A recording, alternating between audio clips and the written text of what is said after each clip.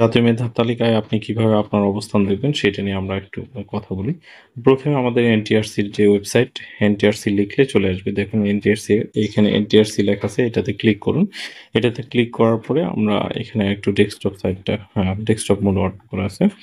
আচ্ছা, এখানে আমরা ক্লিক করে কেটে দিলাম।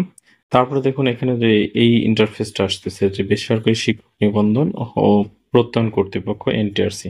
এটাতে আসার পরে দেখুন এখানে বলা আছে যে আমাদের সম্পর্কে, পরীক্ষা সংক্রান্ত, শিক্ষক নিয়োগ, তারপরে বলা আছে প্রত্যয়নপত্র সংক্রান্ত জাতীয় মেধা তালিকা। এই যে জাতীয় মেধা তালিকা এখানে আছে। এখানে দুইটা অপশন যুক্ত হয়েছে, যে জাতীয় মেধা তালিকা সংক্রান্ত কতিপয় সাধারণ জ্ঞাতব্য আর হচ্ছে সম্মিলিত জাতীয় মেধা তালিকা।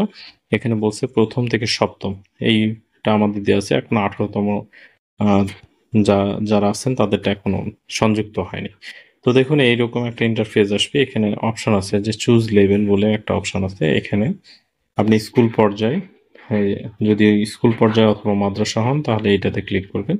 অথবা যদি আপনি মনে করেন যে না আমি স্কুল পর্যায়ে 2 অথবা হচ্ছে মাদ্রাসা বা টেকনিক্যাল, তাহলে এইটাতে ক্লিক করবেন আপনার সনদ অনুযায়ী, মানে সার্টিফিকেট আছে সেটা অনুযায়ী।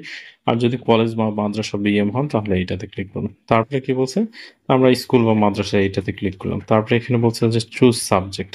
এখানে সাবজেক্ট, আপনার যে সাবজেক্ট, আমরা যদি মনে করি যে সাপোজ এগ্রিকালচার, তাহলে এগ্রিকালচার ক্লিক করলে দেখুন যে আপনি এই যে জাতীয় মেধা তালিকাতে সবার সিরিয়াল চলে আসছে। এখন আপনি যদি আপনার সাবজেক্ট, আপনার নম্বরটা, আপনার রোল নম্বরটাকে দেখতে চান তাহলে এখানে আপনার রোল নম্বরটা এন্ট্রি করে দিলে দেখবেন যে আপনার জাতীয় মেধা তালিকা, আপনার যে ব্যক্তিগত যে অবস্থানটা সেটা এখানে শো করতেছে।